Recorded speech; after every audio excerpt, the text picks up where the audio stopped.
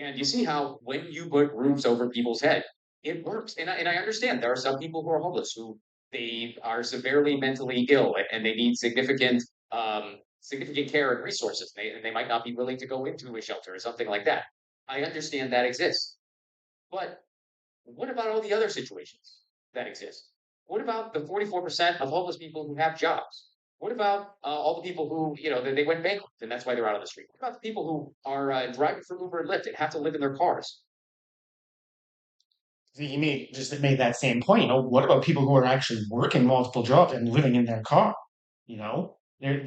They're actually working and still cannot afford stable housing. I have this other clip here that I know is from Canada. Now, this might be one of the most.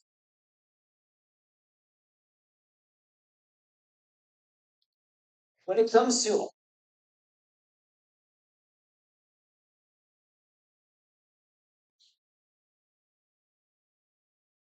So this clip actually is from Canada. cost you at least 300,000 minimum, probably more than that, to be honest. This is what being priced out can look like. People are actually camping out in their RVs because rent is so unaffordable in this city. So we've just spotted this. Looks like a structure on top of the back of a truck. Hello? Hey, what's your name? It's Chris. Chris, come on down if you don't mind. When did you build that? 6, 7 months now. So you've been living in here for 6 months. Yeah. Yeah, it was a nice summer though. Why I show me if you don't mind, I can hop up. Chris Casimir Kazak says he works in construction, building homes in Vancouver. Yeah. Okay. It's a little messy, but there you go. You get your laptop here. Yeah. You got your food. Irony is, he can't afford one himself. So he built this makeshift home. So this beats paying rent. No. But for what I'm willing to spend, yeah, right. At the prices, yeah, it's the only option if I want to make enough money to not be broke when I'm old. Today in Well, you just heard it right from there. That's in Canada. This guy, he's a construction worker, so he's building homes for people. Hopefully, if people can even get into them nowadays. But then it shows just how one sided it is. He's a construction worker. He's got a job, a useful job. He's building homes, and he cannot even afford one himself, and has to can apparently. It seemed even cheaper for him to not even buy a trailer because you could have bought a trailer or something and put it on the back of his, one of those small RV type things, put it on the back of his truck. But instead, he decided to build his own because that was probably cheaper too. He said, "I'll just take the lumber from the work site and just build my own because I just want to save as much money as I can because it's so insanely expensive for anything, for anything." But that just shows it right there. He's someone who's working. He's working his ass off. He's doing a real physical labor construction job, and he cannot afford a housing for himself. So how is someone supposed to do it? How is someone like me supposed to do it even? I'm living here in British Columbia. I'm getting $1,500 for my disability check, and I'm spending 1,000 of it on this place here, which is cheap. Like anybody knows, that's pretty damn cheap. $1,000. But that's 66%, 2/3 of my income. It leaves me very strapped for cash if I need any kind of medicine, if I need transportation, which you need in Canada because if you don't own a car, you're kind of fucked for getting anywhere. If you need to go to a doctor's, you need to go to a store, in the middle of like -30 weather, well, have fun with that. But that's what it's like for people who are lower income.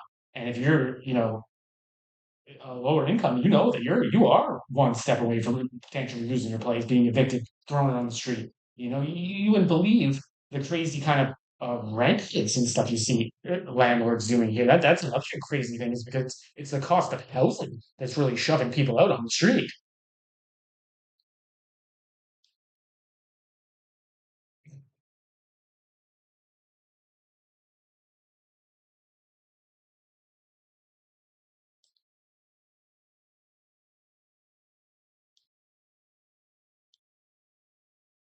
Because here's another example of the insane uh, housing uh, pricing, the insane cost of housing in Canada right now. Our landlord increased our rent by 7,000 per month.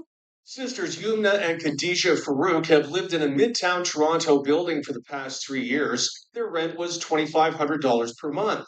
The landlord raised the rent to $3,500 a month, and when they had concerns and wanted to change their lease, the landlord raised the rent again to $9,500 per month. We know like our building is not rent controlled, so this was always something we were worried about, that if something were to happen, that this could be like an issue. And of course, we can't pay 9,500 per month. There's no way he can really be serious about giving us this notice. Like we were just very shocked. The rent increase guideline for this year and next year is 2.5%, but the guideline does not apply to buildings built after November 15th, 2018. Landlords with newer buildings can raise the rent by as much as they want. This is egregious, horrible, and unfortunately, thanks to the current government, legal. Tenant advocate Jordy Dent says without rent controls, rents in some buildings are being hiked to astronomical levels. The simplest solution is to bring back rent control on all units. At Queen's Park, both the NDP and Liberal parties are calling on the Ontario government to bring back rent controls. To make rent more affordable and really help renters get by, Ontario needs to bring in strong rent control again. We had strong rent control in the 90s, and it is time to return it. We do have to have some form of rent control on all rental properties. The Farouk sisters now have to move out and find another place to stay, and they worry they'll also have to pay more for rent. The rental market is just so crazy right now, and the prices they've gone up, right? And so everything's just a big question mark. Pat Foran, CTV News.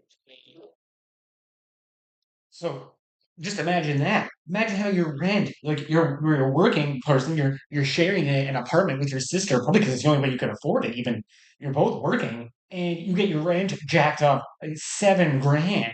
Like 7 grand. Like your landlord just comes, yeah, it's gonna go up 7 grand. So you're like 7 grand. That's 3 times the rent. I'm already paying the rent. That's the biggest expense that of my is my cost of housing, and it's gonna go up fucking 200%. It's gonna go 3x increase. Like that's insane.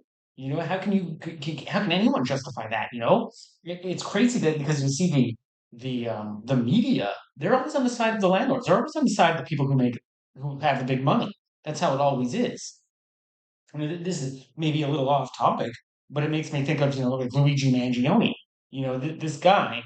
There's murders every day in the United States. No one really cares. But if a millionaire, billionaire CEO gets shot, suddenly there's a nationwide manhunt. And I've seen reaction videos of other people telling people, I remember that my grandpa got shot. Like me personally, someone told a story. It's like they remember in United States their grandpa getting shot, and the cops showing up and be like, yeah, they didn't even really search for the guy, and they told the family, oh, this is the best we can do. And it's clear now that they do have the resources they can do something about, but they just often choose not to. And it's the same thing with homeless people. They could build some kind of affordable housing, some kind of public housing or something like that, or subsidized housing, but they just choose not to. They'd rather have housing as this financial asset that costs so much money and it keeps going up each month, so someone can, line their pockets with huge amounts of money.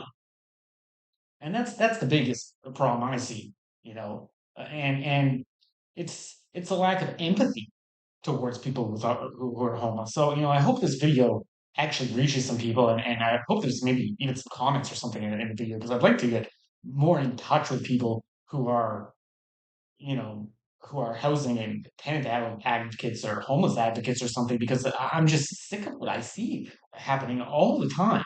It happens all the time. I see it like pretty much every day that I'll see someone on the street, and the way that they're treated is just it's inhuman. It's not humane for certain.